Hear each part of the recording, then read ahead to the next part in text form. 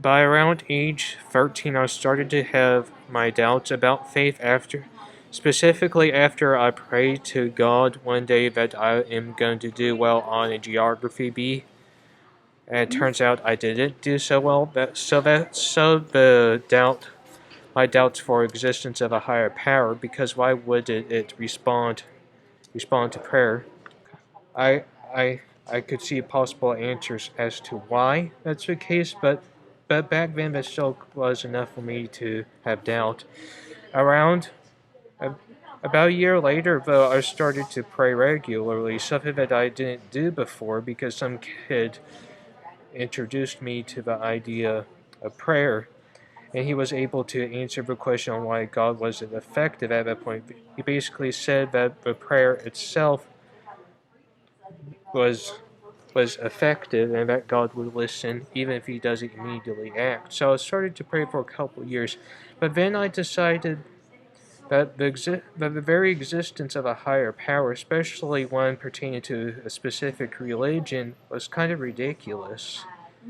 So I became agnostic slash atheist, and I've been that way ever since I was around 15. I'm 24 right now, so it's been nearly a decade.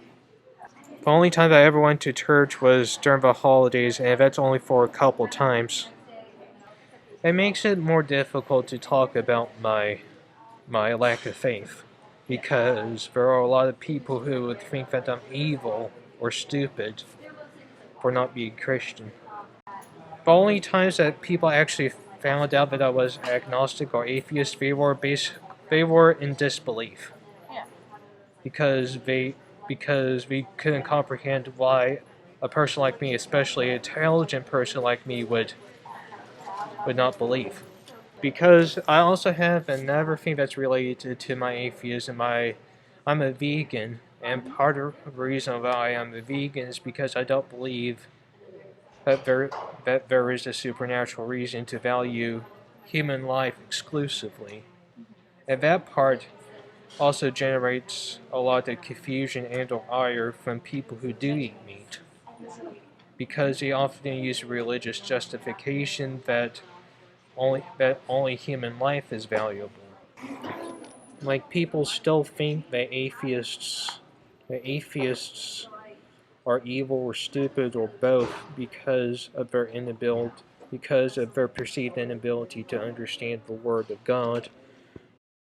Also, another thing is because people focus so much on their religion, we tend to not just reject those who don't believe, but people who also believe in a different religion, even though they may have the same kinds of values. Like for example, a lot of Christians don't like Muslims, even though Islam and Christianity shares a lot of the same beliefs, either for the better or for the worse.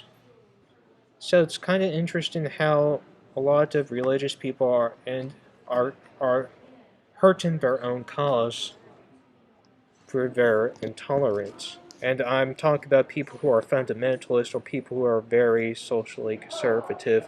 I'm not talking about people who believe in any religion. I'm talking about those who are strict in their religious beliefs, especially to the exclusion of others. And a lot of another problem that I see is that a lot of people don't understand why people on the LGBT spectrum deserve to have the same civil rights, such as not facing employment discrimination. A person may say, well, that's a violation of religious beliefs. However, there's an implied limitation in the Constitution. The implied limitation is that a person's right to life, liberty, and pursuit of happiness cannot be abridged. So a lot of people will use the Constitution as a reason that people should still be able to discriminate against others, even though we forget about the 14th Amendment, which basically states that people born in the United States are citizens.